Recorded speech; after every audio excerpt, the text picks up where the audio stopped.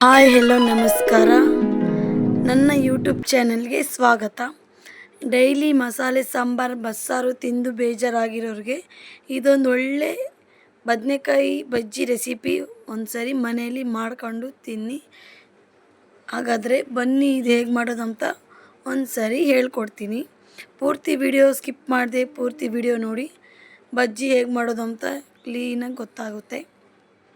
First stove on ಮಾಡಿ ಬಾಣಲಿ ಇಕ್ಕಿ ಬಾಣಲಿಲಿ ಎಣ್ಣೆ ಹಾಕಬೇಕು. ಎಣ್ಣೆ ಹಾಕಿ ಸ್ವಲ್ಪ ಕಾಯಬೇಕು. ಎಣ್ಣೆ ಚೆನ್ನಾಗಿ ಕಾಯಬೇಕು. ಈ ಥರ ಸಿಡಿಬೇಕು ಎಣ್ಣೆ. ಆವಾಗ ಮಾತ್ರ ಹಸಿ ವಾಸನೆ ಎಲ್ಲ ಹೋಗಿ ಟೇಸ್ಟಿಯಾಗಿ ಬರುತ್ತೆ ಬದನೆಕಾಯಿ ಬಜ್ಜಿ ಅಥವಾ ಚಟ್ನಿ ಅಂತ ತಿಳ್ಕೊಳ್ಳಿ. ಹಳ್ಳಿ ಸೈಡ್ ಸಾಮಾನ್ಯ ಜಾಸ್ತಿ ಇಂಥವೇ ಮಾಡ್ಕೊಂಡು ತಿನ್ನೋದು. ನಾವು ಮನೆಯಲ್ಲಿ ಈ ಥರನೇ ಮಾಡ್ಕೊಂಡು ತಿನ್ನೋದು. ನನಗಿದು ಚಿಕನ್ ಸಾರು ಮಟನ್ ಸಾರು ತಿನ್ನೋದಕ್ಕಿಂತ ಈ ಥರ ಬಜ್ಜಿ ಮಾಡ್ಕೊಂಡು ತಿಂದರೆ ಅದ್ರ ರುಚಿನೇ ಬೇರೆ. ಆ ಚಿಕನ್ ಮಟನ್ ಸಾಂಬಾರು ಮುಂದೆ ಈ ಬಜ್ಜಿ ತಿನ್ನೋದ್ರಿಂದ ಎಷ್ಟು ಒಳ್ಳೆ ಆರೋಗ್ಯ ಇರುತ್ತೆ. ಮತ್ತು ಬದನೆಕಾಯಿ ಬಜ್ಜಿ ಮುಂದೆ ಆ ಮಟನ್ ಸಾರು ಚಿಕನ್ ಸಾರು ಎಲ್ಲ ವೇಸ್ಟ್. ಹಾಗಾದರೆ ಬದನೆಕಾಯಿ ಟೊಮೊಟೊ ಬೇಗ ಬೇಯಬೇಕಂದ್ರೆ ಈ ಥರ ಉಪ್ಪು ಹಾಕ್ಕೊಳ್ಳಿ. ಚಟ್ನಿಗೆ ಹಾಕೋ ಬದಲು ಫಸ್ಟ್ ಈ ಥರನೇ ಉಪ್ಪು ಹಾಕ್ಕೋಬೇಕು. ಈ ಥರ ಉಪ್ಪು ಹಾಕಿದರೆ ಬೇಗ ಬೇಯುತ್ತೆ ಮತ್ತು ಮಿಕ್ಸಿಯಲ್ಲಿ ಹಾಕಿ ರುಬ್ಬೋಕ್ಕೂ ತುಂಬ ಚೆನ್ನಾಗಿರುತ್ತೆ. ಹಳ್ಳಿ ಸ್ಟೈಲ್ ರೆಸಿಪಿ ಬದನೆಕಾಯಿ ಬಜ್ಜಿ.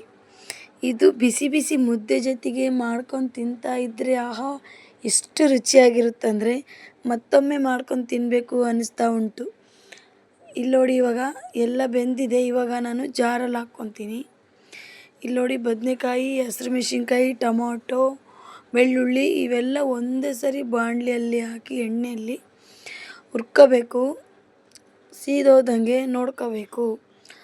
ತಣ್ಣಗಾದ ನಂತರ ಇದು ಜಾರಲ್ಲಿ ಹಾಕ್ಕೋಬೇಕು. ಉಪ್ಪು ಮೊದಲಿಗೆ ಹಾಕಿದ್ದೆ, ಇವಾಗ ನೋಡಿಕೊಂಡು ಹಾಕ್ಕೊಳ್ಳಿ. ರುಚಿಗೆ ತಕ್ಕಷ್ಟು ಉಪ್ಪು ಹಾಕ್ಕೊಂಡು ಉಪ್ಪಾಗಿದೆಯೋ ಇಲ್ಲ ಅಂತ ಒಂದ್ಸರಿ ಟೆಸ್ಟ್ ಮಾಡಿ ಮಿಕ್ಸಿಗೆ ಹಾಕ್ಕೊಳ್ಳಿ. ಒಗ್ಗರಣೆ ಬೇಕಿದ್ದರೆ ಒಗ್ಗರಣೆ ಹಾಕ್ಕೊಳ್ಳಿ, ಇಲ್ಲಾಂದರೆ ಬೇಡ. ನಾನು ಆಲ್ರೆಡಿ ಎಣ್ಣೆಯಲ್ಲಿ ಹುರಿದಿದ್ನಲ್ಲ, ಅದಕ್ಕಾಗಿ ನಾನು ಒಗ್ಗರಣೆ ಹಾಕ್ಕೊಂಡಿಲ್ಲ. ಇಲ್ಲಿ ನೋಡಿ, ಚಟ್ನಿ ರುಬ್ಬಿದ್ದೀನಿ.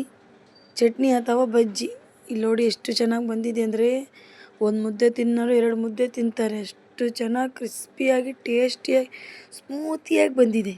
ನೀವು ಮನೆಯಲ್ಲಿ ತಪ್ಪದೆ ಈ ಥರ ಒಳ್ಳೆ ಬದನೆಕಾಯಿ ರೆಸಿಪಿ ಮಾಡಿಕೊಂಡು ತಿಂದು ನನ್ನ ಕಮೆಂಟ್ ಬಾಕ್ಸಲ್ಲಿ ಹೇಗೆ ಬಂದಿದೆ ಅಂತ ತಿಳಿಸಿ. ಹಾಗೆ ನನ್ನ ಚಾನೆಲ್ನ ಸಬ್ಸ್ಕ್ರೈಬ್ ಮಾಡೋದು ಮಾತ್ರ ಮರಿಬೇಡಿ. ಪೂರ್ತಿ ವಿಡಿಯೋ ನೋಡಿ, ಸ್ಕಿಪ್ ಮಾಡಬೇಡಿ. ಸ್ಕಿಪ್ ಮಾಡಿದರೆ ಪೂರ್ತಿ ವಿಡಿಯೋ ಹೇಗೆ ಮಾಡಿದ್ದೀವಿ ಅಂತ ನಿಮಗೆ ಅರ್ಥ ಆಗಲ್ಲ. Love you all. Bye bye. ನನ್ನ ವಿಡಿಯೋ ಇಷ್ಟ ಆದರೆ ಲೈಕ್ ಮಾಡಿ.